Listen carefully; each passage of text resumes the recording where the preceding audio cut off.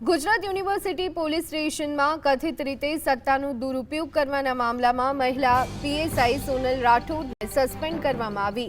પ્રજ્ઞાચક્ષુ વેપારી ગોપાલ દરજી કેબિન પર પેકેટ ચોરીની આશંકા સગીરનો હાથ પકડાઈ જતા સગીરના પિતાએ પોલીસ બોલાવી હતી। આ દરમિયાન આવેલી પીએસઆઈ સોનલ રાઠોડે ગોપાલને લાફા, લાતો અને લાકડી વડે માર માર્યો હતો। પીડિતે માફી માંગવા છતાં તેમને ગાળો આપવામાં આવી અને નીચે પાડી અને ફટકારવામાં આવ્યા। પીડિતની ફરિયાદ પોલીસ સ્ટેશનમાં પણ નોંધવામાં આવી ન હતી।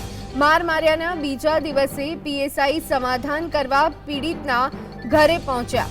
સોશિયલ મીડિયા અને જનતામાં ભારે વિરોધ થતા 4 દિવસ બાદ ગ્રામ્ય એસપીએ કડક પગલું લઈ તેમને સસ્પેન્ડ કર્યા છે।